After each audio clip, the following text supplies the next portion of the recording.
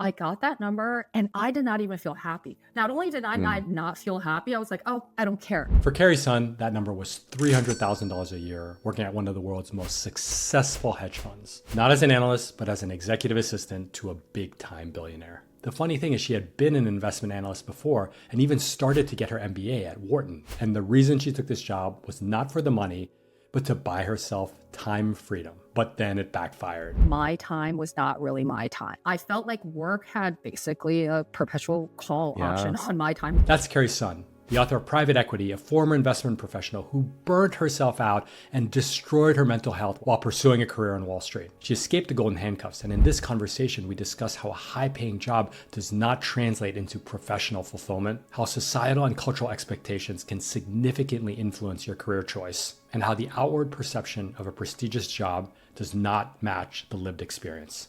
Now let's jump in. And I want to start with early in the story, you're working for this billionaire hedge fund founder who we refer to as Boone at the hedge fund Carbon. And it's one of your first days. And Boone sends you a message at 10 p.m., an email. Yeah. And you see it.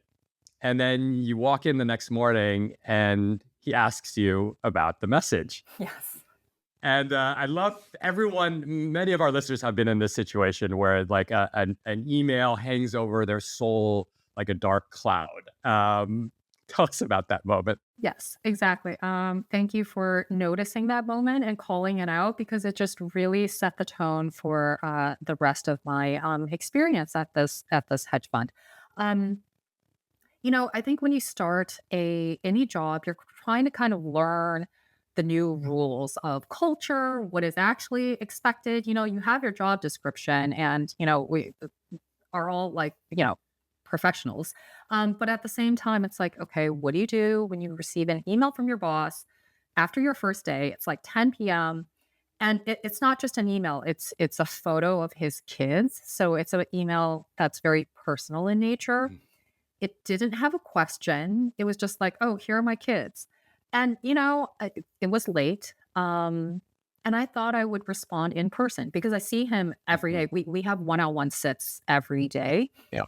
And so I thought I would express, my feelings about the email in person. Like, oh, your kids are so cute. Like, tell me about them. How old are they?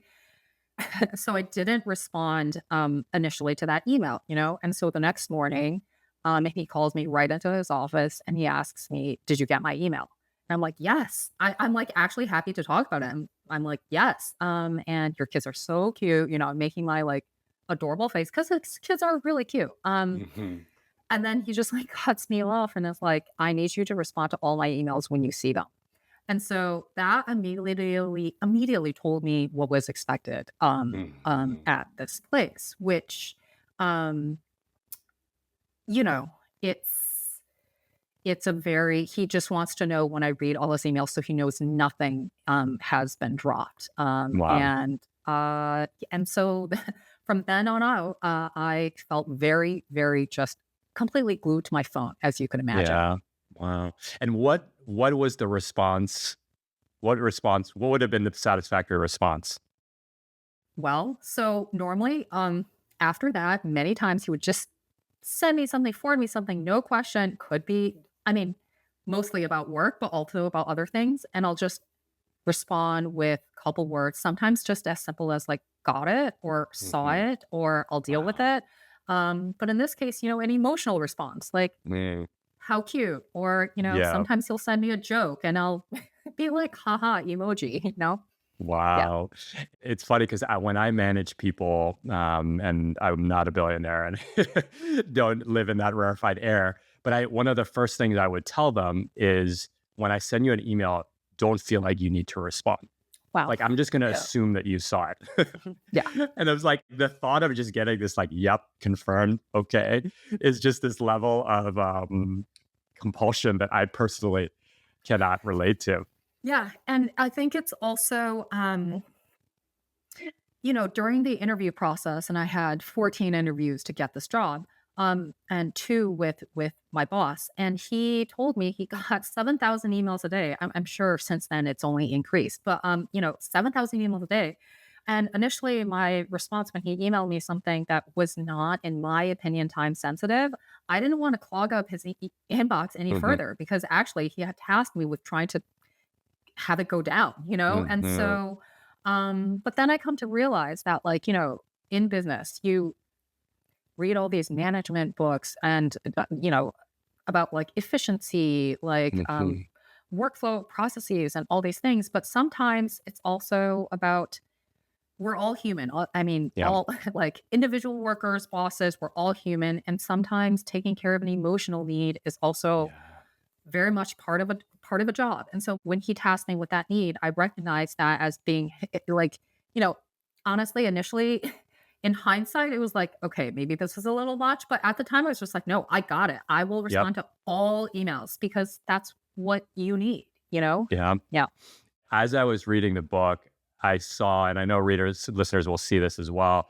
I was like, you operated at this like 150% level of executive function amongst many other skills, but that was like clearly the one that I saw at like on steroids. Yes. And I'm like, yeah, if that's what you want, that's what like I will do that. I think I Yes. have a very similar attitude. It's like, well, you just tell me the rules, that I'll follow the rules, even though I Exactly. think the rules might be absurd. That's not my position in that kind of power structure to decide if the rule is absurd or not. Yes. So Exactly. Exactly. yeah, and so I wonder. I one thing that you mentioned 17 interviews to get this role, and I was actually fascinated. So I want to zoom out. Hey, quick time out. If you're watching this video, you're probably someone who thinks deeply and intentionally about your career, about your life, and about your relationships. But sometimes you might find yourself in a place feeling stuck, unmotivated, or just rudderless. If that's you, we have a coaching program for people looking to make a bold pivot and rediscover their aliveness. Just check out radreads.co/coaching. Now back to the video. So you worked at this hedge fund, assisting the founder, this billionaire, huge hedge fund. But before that, you said you had been a quant Yes. at Fidelity, Yes. and then you went to Wharton, but dropped Yes. out, if my memory serves. That's right. Yes. And then you became the assistant at this hedge fund. I might have skipped a few steps, but I guess I have two questions. Like that's a lot of awareness in pivots to like go to Wharton and drop out. Like that tells a story right there. Yes. Um, Yes. Yes. but I'm also curious that having been in the investing side Mhm. of the buy side at Fidelity, how did you? There's probably a change in status in going from the bias like Yes. investment professional to assistant. Yes. And people who know assistants for billionaires, I mean, I've worked in very high profile jobs and I've never had 17 interviews to get them. So, and I've never been told by my boss to reply to every email at any hour of the night. So like there's apples and oranges here, but I'm curious of the thought process where you said, I'm not going to be in the front office. I'm not going to be Yeah. an investment professional. I'm going to be an assistant, and how that kind of resonated with you internally and with peers around you. Thank you for that question. That is a great question because I have spent a ton of time thinking about it. And also, there is a distance and a gap between how I thought about it internally and how other people viewed me. And it didn't match up with what I felt about myself. And so, yes, I started on the buy side. I felt I love my job at Fidelity. I was working quantitative equities, building stock selection models. It was a great job coming out of MIT. I double majored in math and finance, so I was applying exactly what I learned. It really was just applied math to the financial market on the equity side. And um, I love the job. I was there from 2006 to 2011, and so part of that included, the financial crisis. I was lucky enough to not only keep my job but be promoted. I was actually promoted twice, and I really enjoyed it. There were major issues with Fidelity's culture. I write about it in my book. Um, During the kind of early days of Me Too, you can see a lot of articles about Fidelity as well. Um, but one thing that I came to realize very early on is like this is interesting and I could do it, but it's just not what I want to do in my spare time, and I talk about this a little bit in my book about Paul Graham's idea of like loving work enough that spare time seems the concept of spare time seems mistaken to you. And in Yeah. my spare time, I read, I write, and I mean, it sounds like funny, but I'm a huge planner. I love lists. I love time management. I'm Mhm. just like, and Executive so function right there. yeah, exactly. And so, I mean, my boss in the book says I have too much of a quantitative mindset. I mean, I will always have a quantitative mindset. I love quantitative thinking, but it just wasn't what I wanted to do. And Mm, and so my book is asking the question, how do we know what we want to do and who we yeah. want to be? And at that time, I graduated MIT in 3 years. So I was very early when I started on this track and, I was promoted. So I felt very lucky. But at the same Yeah. time, what really hit me was when I was 25 and I, took home my like holiday bonus at that time. And, it was, I mean, at that time, I was 25. I mean, I don't know relatively if this is a lot or not a lot. I'm just giving a number. And that year I made over $300,000. Oh, This was in, 2009 or 2010. And so like, with inflation, it's probably more now. But the point is like, I got that number and I did not even feel happy. Not only did I mm, not feel happy, I was like, oh, I don't care. And that mm, shocked me because yeah. um I felt like I had to want what everyone else around me was wanting. I don't know. Um, well, there definitely was some like peer pressure in working in Mhm. finance to like once you're in that kind of race, as it were, or treadmill, it's just very hard to Yeah. even have time to reflect and like get out of it. But I just knew that like Um, my financial requirements were actually a lot less than, I think what, other people around me, Yeah. were hoping for and having. And then I felt, almost like shame or like a lot of self-criticism, like, what is wrong with me? I should be Mm, wanting these things. I should be wanting success. And so I was like, okay, there's something wrong with me. I have to fix myself to want what is like mm, a successful career. But then I just like really didn't. I yeah. thought then, I had been on this race for many reasons, which I detail in the book. I wanted to finish MIT early because I did not have a great experience there. And so I had, I double majored and minored, graduated in 3 years. Then I started working immediately. A lot of that was the need for financial independence. Yep. As you mentioned, my Asian immigrant background, I really felt financial stability was not just what my parents wanted for me, but I really needed to feel that emotional security of financial security Yeah. early on. And so, but then when I hit 25, I was like, I don't think this is the life I want, but I Mhm. didn't know how to pivot or what to pivot to.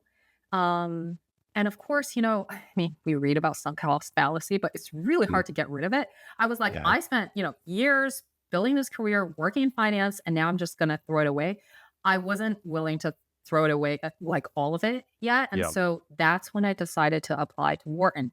I thought that business school would give me kind of a reset and I could like, you know, um, I could pivot into something else. And Yeah. because I know I had worked on the buy side and did well there, I felt like I was actually in a joint degree program at the Lauder Institute. It was a master's in international studies and an MBA, and you get to do that in 2 years.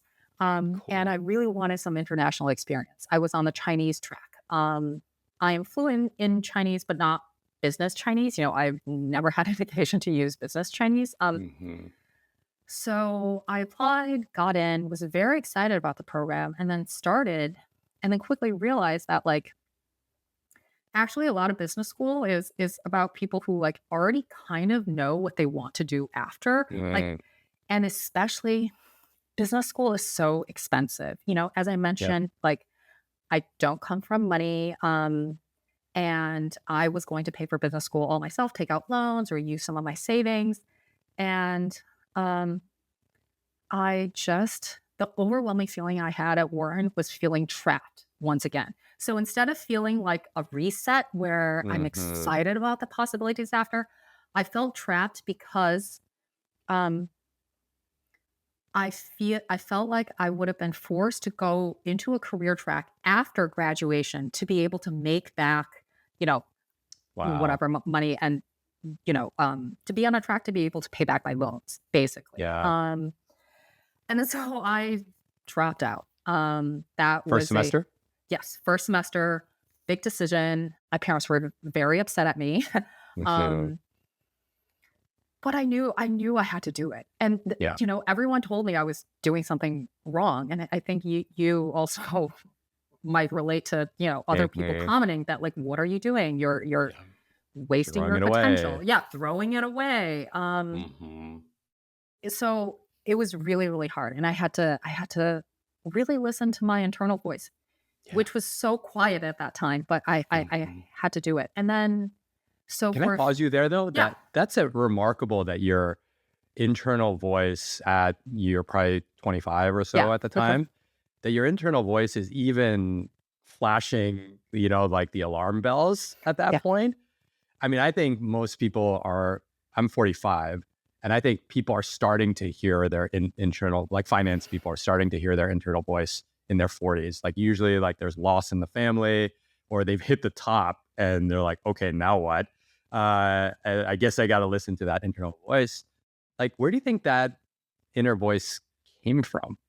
Like, had you cultivated it? Yeah. Uh, Fabulous question. Not only did I not cultivate it, I had suppressed it and Mm, repressed myself for so long. And a lot of that comes from having extremely, extremely my parents were extremely hard on me. I yes. really loved them and they gave me everything they could and they really did the best they could, but they were so, so hard on me. And a lot of it is because of intergenerational trauma. They were surviving wars and cultural revolutions in China. And so they just wanted me to be safe above all. But your question of where that kind of listening to that internal voice came from. This is there's a nod to this at the very, very, very end of my book. But actually, I come from a long line of in Chinese culture, there's this pressure to I talk about this in the book too, like 听话, which means listen to it's always some adult's words. Like, how good are you at listening to your parents? Mhm. And the concept of 听话is like bestowed on kids as like a like positive thing. Like, oh, you're so 听话. It means you're a good child. Mother loves you Mm, because you're 听话. And so there's all this like, I guess what I'm trying to say is there's pressure to conform yeah. and listen to authority, and defer and yield to authority.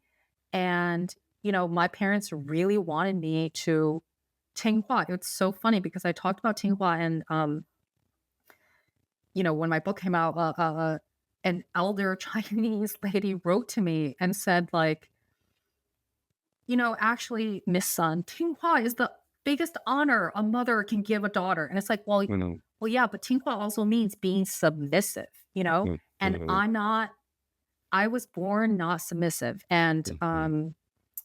well, both my parents are actually not submissive either. I mean, they Yeah. left behind Yeah. large families, the easy comfort of, they after the Cultural Revolution, they worked very hard, but they were very lucky to go to college. And they ended up teaching at university. So they had a very great career path. I mean, for China at the time in the 80s, Yep. but they left all of that behind to like go try to achieve the American dream. Mhm. Um, so I guess I inherited my parents like Yeah. actually not willing to follow the rules either. But I Mhm. just didn't know that for a long time. And Yeah. because I wanted to do right by my parents and my parents Mhm. wanted me to just listen to them. I Yeah. listened to them. And the first time I ever talked back to my parents, I was 28. You know, Wow. the first time I really disagreed with my parents, I was 28. So yeah, Hmm. that tells you Yeah. how much I was trying to repress my own, um, like my just own voice, whatever Your own that voice. means. Yeah. Yeah. Oh, that's beautiful and very very relatable on the parental side, right? And we don't have Tinghua, but it's like, listen to your elders and Yes. Yes. don't question. And so then you end up in this new role at the hedge fund Carbon. So talk about that. Like, Yeah. did it feel like like not a Yes. demotion or a lateral? Because I know some listeners be like, oh, like can't be that hard to be an assistant. I'm like, if you Yeah. genuinely feel that, read the book. It's like life. As I was reading the book, I'm like, the investment analysts have it easier, Yeah. and they So, get paid way more. okay, you want to know a secret? Not secret, but many investment analysts, I won't say where, Yeah. but like many of them including my coworkers, have told me like your job is harder than my job, Yeah. actually. Hmm. To your point, before I answer that question, and I really want to, I just have to say that there is a couple year gap between dropping out of Wharton and starting this new job. And I think that's important to set up because, you know, as I just mentioned, I don't come from money. So Hmm. any sort of like career pivot, career change that requires time and knowledge, time is money. And so I had to self fund my career change, right? And so I was just burning through my savings. And I was taking classes in the humanities, creative writing, love creative writing, Hmm. English literature, philosophy, and I'm not receiving scholarships. I Yep. It's a non-degree program, so I'm paying that out of pocket, and in addition to living expenses, right? In New York City, presumably. Yeah, and like New York City, Boston, Michigan, it's just all around, and it got to be really expensive, and I was like, okay, I need to get a day job. I need to have a day job in order to allow myself the time and space, but time and space require money to be able Hmm. to. At that point, I knew I wanted to be a writer. I just Yeah. didn't know how. I think I'm resourceful, but and then it just happened so that this recruiter reached out to me and was like, "Okay, do you want to be like the right hand person assistant to this very major billionaire hedge fund founder?"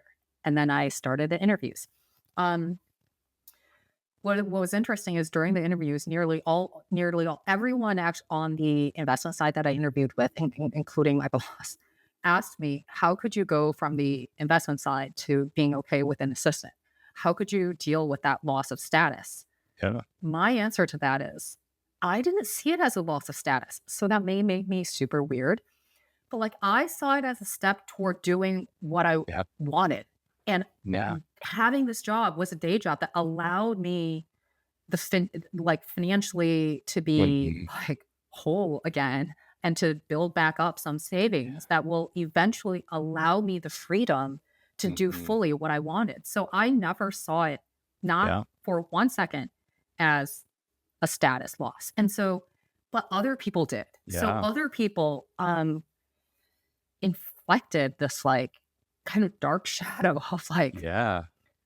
so are you okay with this? Like, and then people who didn't know my background, there were a lot of comments like, "Oh, you're just an assistant or whatever." And my attitude is, I don't need to share my resume or CV all Yeah. the time, and but like Mhm. it was just very interesting to um have that difference of perception, me internally versus like Yeah. other people, So How did you handle that? So it sounds like you didn't, or it was part of a larger plan, which is beautiful because there's like, it's so intentional. But when people are projecting their shadows on you, like someone yes. told me when I left BlackRock that my wife was going to divorce me. Oh my Like God. they said, like, you're going to blow through all your savings and your wife's going to divorce you. They didn't say it to my face, but it like got back to me. Yeah. I'm like, God, what is going on? And like, but Yeah. it still hurt. Yes. Yes. Um, and so I wonder, like, if it did hurt in your case, Yes. how did you deal with the hurt? Well, the truth is it does hurt, Yep. because, it hurt as in this is the honest truth. It hurt. It stung personally, a little bit, but there was a bigger hurt that I'm like, wow, you see or feel or judge so harshly based on so little, and you don't even know me. And so, for me, I just tried to refocus that hurt into an understanding that, like, oh, this comment probably says more about the person saying it than it does Yeah. about me, and Hmm. I'm trying to live accordingly to my values. So I'm not going to judge anyone I meet on the street, no Yep. matter Yeah. their job, how much they make. In New York, it's all about status, Hmm. or like who I'm not trying to just tell me who you are, and Yeah. I will decide, And so Yeah. I can only be responsible for my behavior, and that's what I Hmm. try to put out in the world. But I got so many of those comments, and it Yeah. continued like, oh, you're just an assistant. And then also, Hmm. a lot of people a lot, told me that I wasn't. So there's a loss in status. And then there's also other people assume a material drop in earnings. And Yep. it happened to be the case that I for much of my, experience at this hedge fund which I call Carbon, I made around or close to what I made at Yeah. the end at Fidelity. So there was actually not a loss of Yeah. earnings, but Yeah. again, I didn't tell people that, but people just assumed, Yeah. yeah. So Wow. assuming it doesn't get to the truth. Yeah. Yeah. And I wonder because I have the immigrant gene where I have been taught to like shut like any hurtful emotion. Yes. I've been taught to like shut it off. Like there are a lot of moments in your book that reminded me of my early days in investment banking where like people would just like yell at you and I remember I would just like I would say like there'd be someone in my face like so angry for the most asinine reason, and I would just say in my head I would just say leave your body like that, like which is like now as it like I see the scarring of that as a like Yes. as a father and as a husband. I'm like, no, leaving your body is not the like recommended plan of action. Yes. And by the way, it sounds like you didn't drink much in the book, but like for me, a lot of that disassociation was with alcohol. It's like when Yes. someone like if I don't like the way someone's making me feel, then like suck it up, and then like when you finally can go release it, like go like drink by yourself. Yeah. Yeah. And so I wonder, did you have? It sounded like you like how were you kind of like how were you taught to react to quote unquote negative emotions like Mhm. I like throughout your life? Yeah, throughout my life, I was taught to. I am very interested in what you just shared about yourself, and just telling yourself to kind of dissociate from your body and separate, because um, I didn't even realize that was my exact coping mechanism Yeah.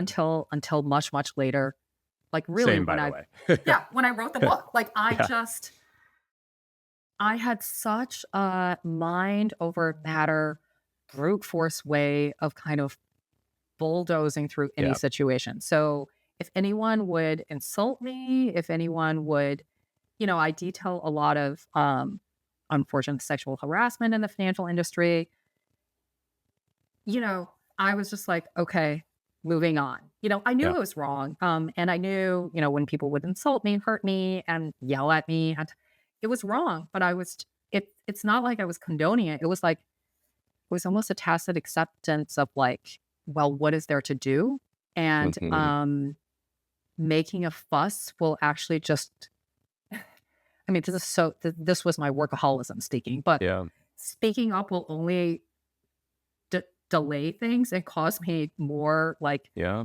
work and emotional energy that I didn't have. And I just wanted to focus on the work, do it well, make Yeah. my bonus targets, and do well in work. And so I, like you, completely just shut everything down when Yeah. anything emotional happened. And um also, like you, I did have a substance problem that came. I don't know if you would use those words, but Yeah. before, like, I went from not drinking to drinking Yeah. 1 or 2 glasses a day, which is a lot for me. I was completely Yeah. drunk after that. Hmm. And then also another substance is like food.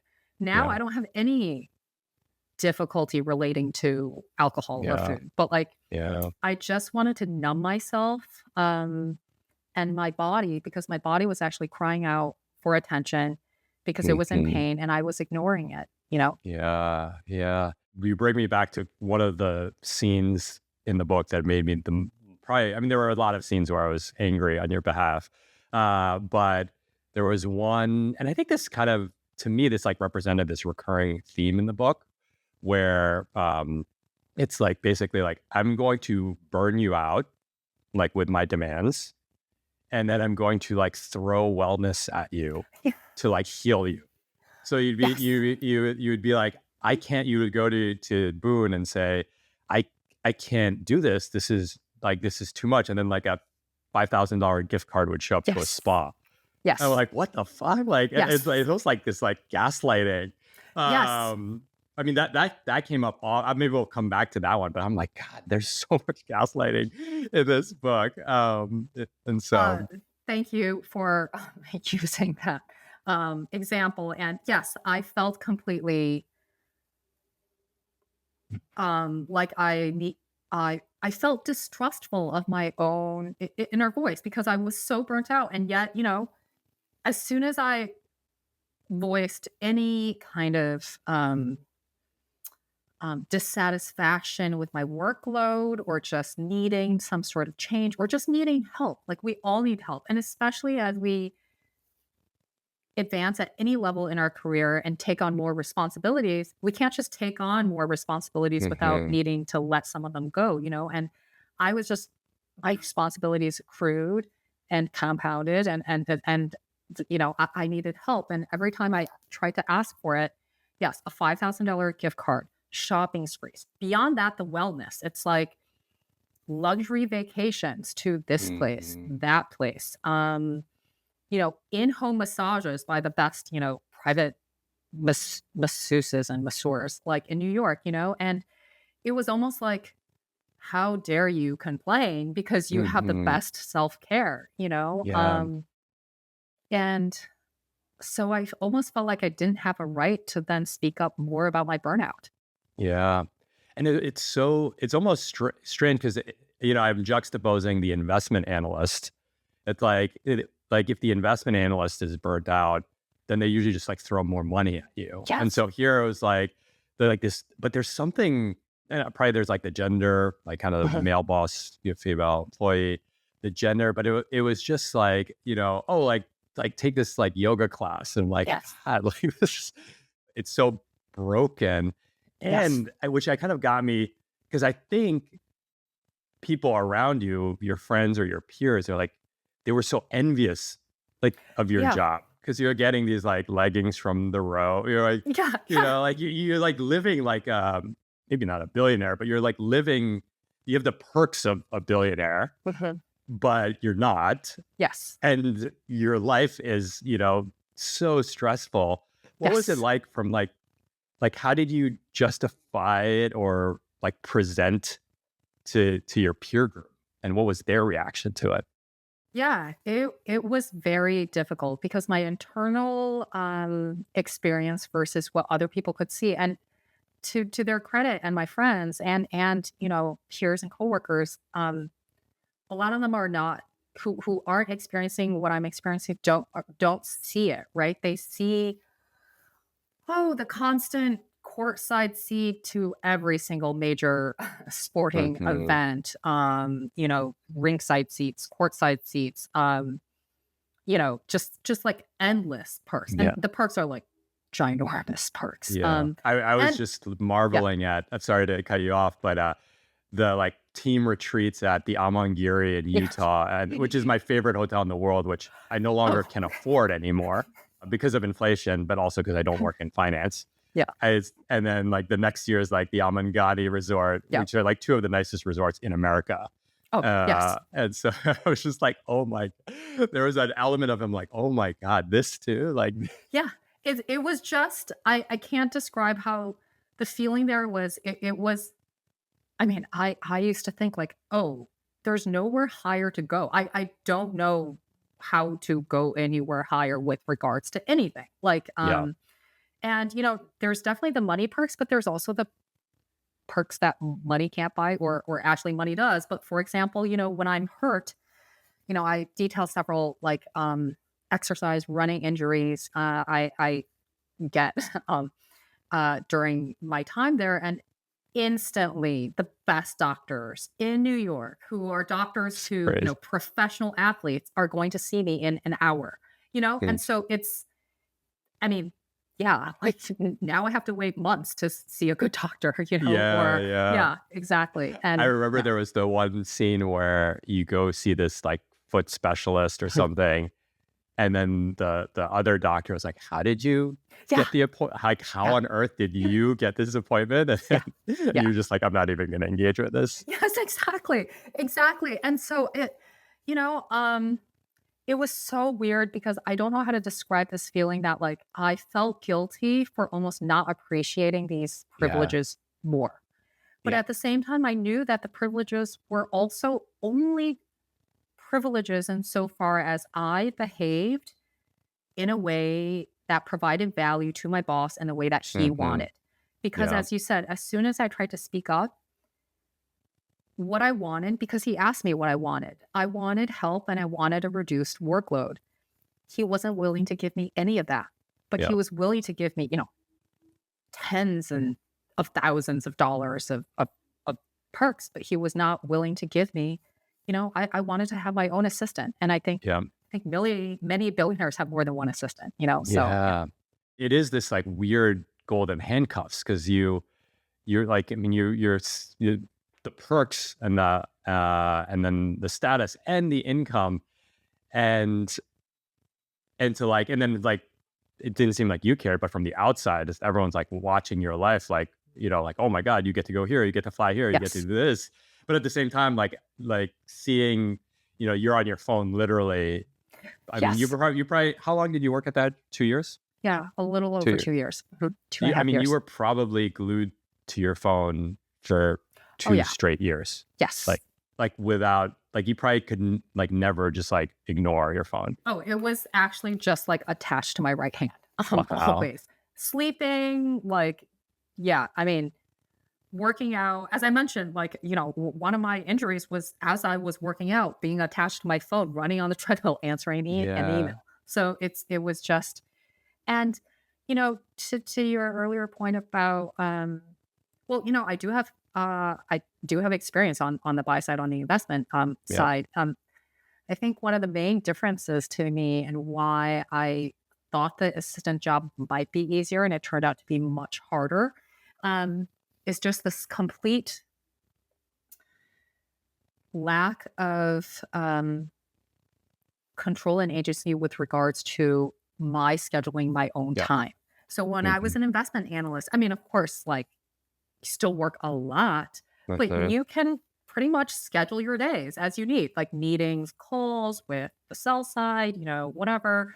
Um, but here, even when I had time off, and even when, I mean, I can't really think of a like time when work was not a lot, but even in kind of the ebbs and flows of the work,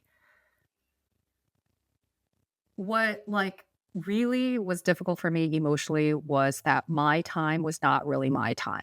Yeah. I felt like work had basically a perpetual call option Yes. on my time where they could call me into work at any time and I would have to Yeah. respond. So even when I wasn't working, like at any time, I might have to completely change my plans around. And I think Yeah. part of being human is our ability to plan. We want to plan to look forward to something, and Hmm. we like to cogitate about the future. And if I'm not able to actually be excited about a vacation and be confident it won't be canceled and I won't Yeah. have to do work during the vacation, then it I feel like I'm just my time is not my own at all and Yeah. it's fully belongs to work. And so that was the most difficult. And it probably adding insult to injury, my words, not yours, that, you wanted to own your time to become a writer. Yes. And I suspect most people who are not writers know this, but being a writer is not something you like squeeze into Yeah. 12-minute increments in between sending emails. Like, Yeah. it's like going for long runs. It's like it takes like an hour or 2 hours just to warm up, and then you hit your stride. And so I'll come back to the writing, but I'm curious, like, if you could take us into the mindset of a billionaire, like, what do they want? And I know that's like a very open question, or maybe like what need has gone unmet? You know, and this is taking my, I work for two um, major figures in the financial world, and they're both billionaires. And I would say that,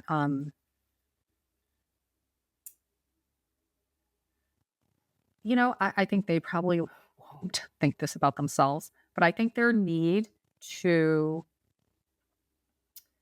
succeed and be competitive and this just purely to be successful in a wealth sense, net worth sense, comes from some deep injury somewhere. I can't speak to what it is or why, but there's just a feeling of never enough, and so, um, you know, there was a moment in my book where the company was going through some reorg structural changes, and I received so many messages and calls from people being like, "Oh, is your boss going to retire? Is that?" And I'm like, he would never do that. He just needs to win. He's the most competitive person I've ever met. And but it's like why? Why do you need to compete in literally, everything? And I because it's not, if they win one thing, they want to win the next thing. There's just never enough. And so, they can be very, very successful in business sense, building investment firms. But at the same time, it's like, well, what else is there? And because it's never enough, And what I was picking up as I read was like the billionaires were free in the sense that, they just emailed you and whatever problem they had at that moment would be solved, pretty much instantly. Like the surfing one in Malibu cracked me up because I live near Malibu. So I'm like, oh, this is so funny. Like surfers would get such a rise out of like finding the perfect house by the perfect wave with the, perfect instructor and all that. But like, I remember that there was a few points like Boone, the boss, hated having to wait like for more than like 5 minutes for anything. Yeah. And I'm like, and this is my own personal opinion, like that is such a sad way to live. Yes. Because like waiting, forget 5 minutes, just like having to wait for things is part of the human experience. Yes. And if you remove that from the human experience, it would be like removing spaces from a book. Like, yeah, it's less pages, but the enjoyment has just like gone away. Yes. I love that you noticed that, because I think that waiting and kind of these like moments where, I think there's a lot of research that talks about, I guess this is more in terms of childhood, the need for play and unstructured time. But I really think moments of unstructured time where you're waiting and you're just allowing your mind to wander, that's where creativity actually comes from. That's a lot of my writing. And because writing is actually really, I think, the opposite of like optimization, which I was obsessed with before. There's no like optimal word followed by another word followed by another word. It comes from a writer's, author's voice, what they want to say. There's just no like mathematical Yeah. optimal like sentence, you know? And so those moments of waiting and unstructured time, I think, are so crucial to the human experience, as you Mm. say. And I find it one of the most joyous times, you know, when like, I don't know, I'm like using my phone and a website won't load and I'm just like waiting for something. It's like, oh, Mhm. then my mind wanders. I think, Yeah. I think mental wanderings are really lead to a lot of like inspiration and creativity, at least for me. Yeah. Yeah. And I would, I completely agree with, and you and I are very similar. Like I once looked up all like the 50 most common words in the English language and abbreviated them on my BlackBerry so that I could type faster. So like Okay. I get where the Yep. feeling comes from because Yeah. I've experienced it, and maybe with age, but I wonder with age, like it doesn't seem like these billionaires kind of like they script like lessons. It Yeah. feels like it's just like such a part of them. I wonder like when you look like you've had this perspective of the financial services industry from like many different angles.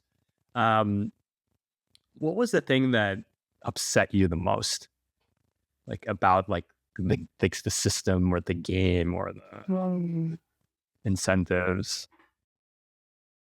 so it's funny because I'm trying to answer the question of like what upset me the most. I can say like what I'm thinking of two answers, but really it's Hmm. answering the question of what angers me the most and also what saddens me the most. I guess Go that for it. kind of like Yeah, amounts go to what for it. upsets me the most. But like what angers me the most is kind of the connection between trauma and capitalism.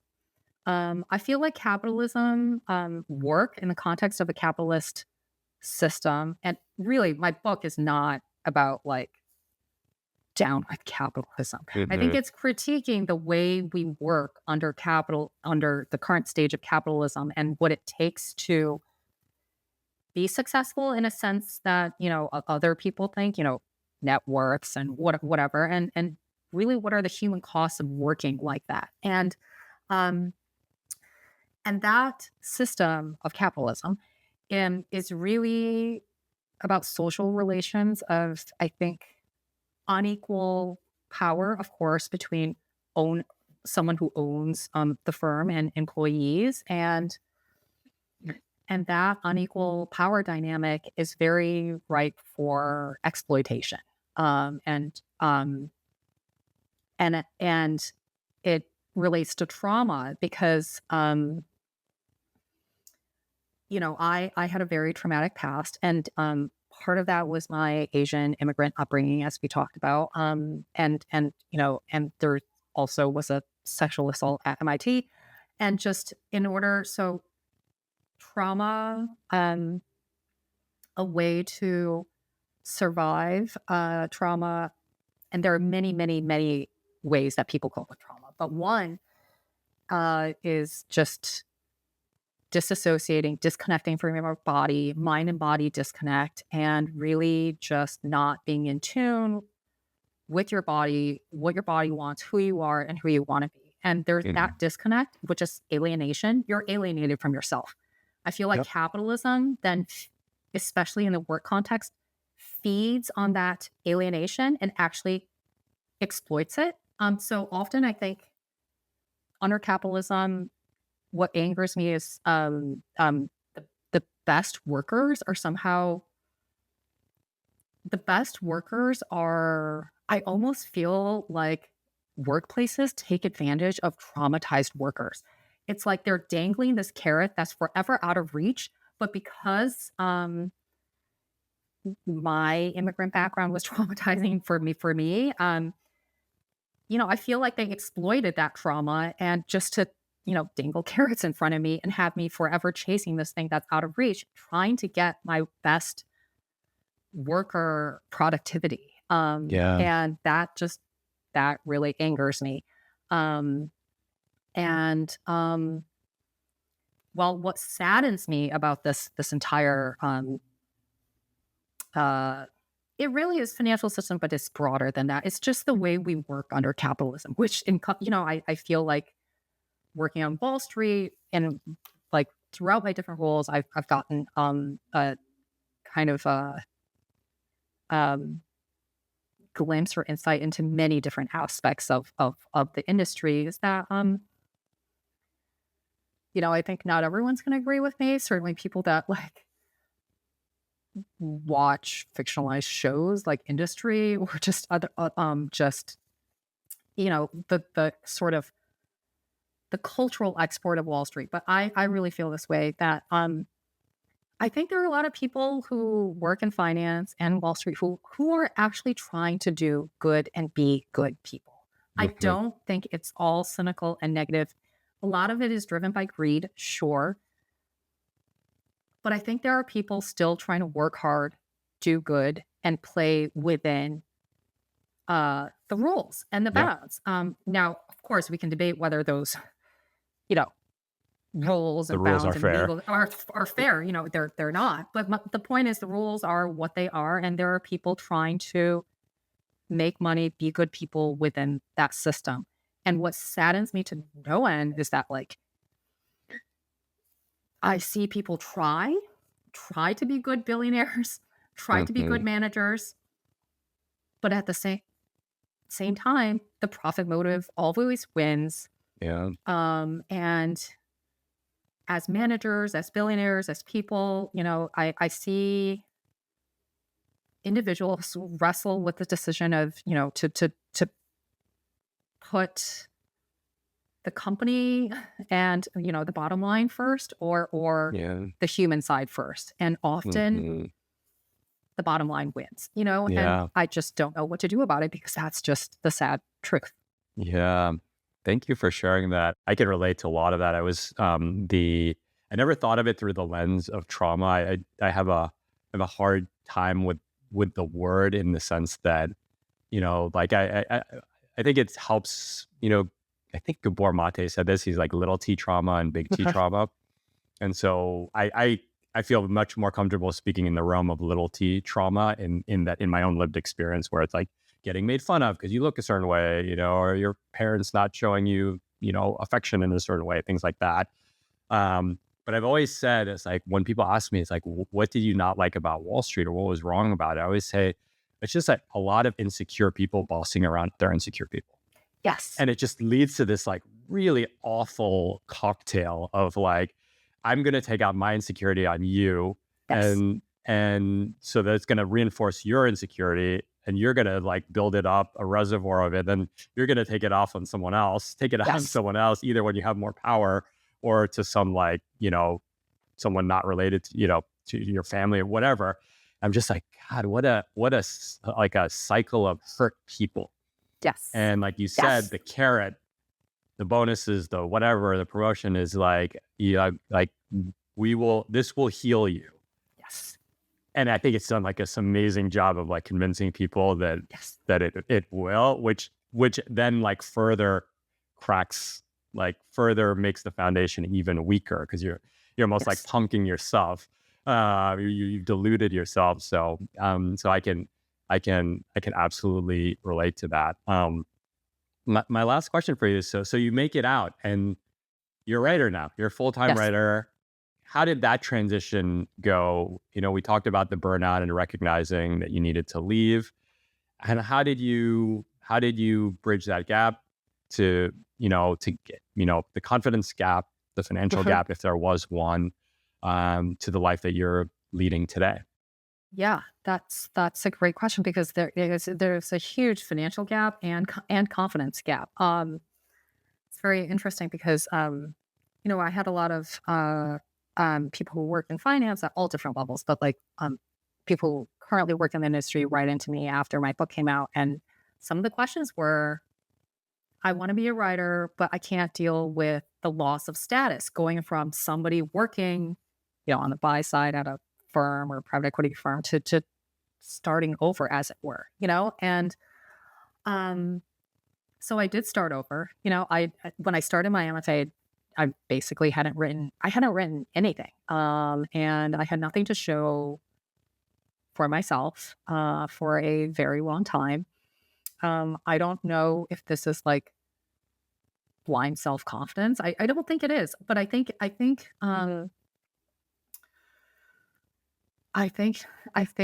to achieve something creative and high risk, which, my career is, and I don't know if you feel that about your, Hmm. current writing career, but I think a certain amount of healthy self delusion is also necessary to just like tell yourself you're going to make it, and Hmm. I never allowed myself a plan B because a day job working in finance was my plan B. It was going to be like, I'm going to have one foot in this door so I still feel safe and Hmm. have money. And then one foot trying to start another career. And it just didn't work for me. So Yeah. I had to completely cut um, that. And it was really like sink or swim. And so Mm. in Burn the order to swim, ships. yes, exactly. And I really did the like, such simple, like, quantitative thinking. It doesn't even qualify as it, but, like, there's the, like, 10,000 hours to mastery Hmm. thing, and it was just, like, I felt so behind. I didn't major in English literature. I didn't have a writing career. I felt so behind other people. I was just like, "Okay, 10,000 hours, divide, 8 hours a day, 7 days a week. I can master it in 3.5 years, about." Wow. So I really did. That's Yeah, what, 8 hours a day. Like, I so anyone really did listening, that. if you want to master something, 8 hours a day for 3.5 years, you said? Yeah, yeah. There I you mean, go. I haven't checked my math in a while, but Yeah, yeah, okay. it's something Ballpark. like that. Yeah, ballpark. And I really did that. So I started my MFA in 2018, and I worked on all sorts of like writing, both narrative, like uh, chapters, but also essays ranging from business, financial to personal to my mom. And it wasn't until 20 2020 that I worked on my agent to try to sell a book proposal, that I got seriously started, like, thinking about this book. And so, yeah, it took me when I turned in the first draft of the book to my editor at the time, it was exactly 3.5 years after I started this project. Started your writing journey, Yeah, yeah, including your MFA. including my MFA. Yeah. Mhm. Wow. That's incredible.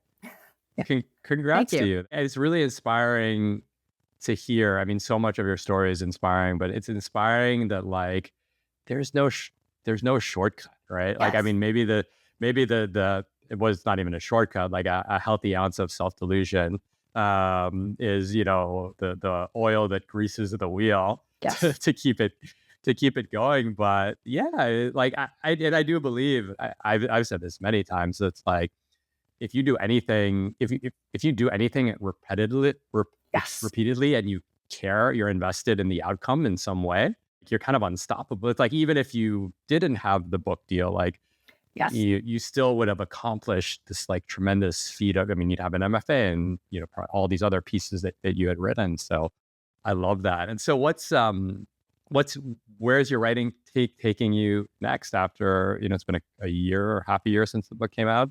Yeah. I just love the genre of narrative nonfiction. I love nonfiction that reads like fiction, and just like compelling, well written true stories. And I want to continue writing that in all forms. So I'm working on right now a kind of feature magazine piece for Inc. magazine. It's going to be set in the world of business, but really human and character driven stories feature there. And I want to continue writing books, and to be able to tell the most interesting, exciting stories, true stories.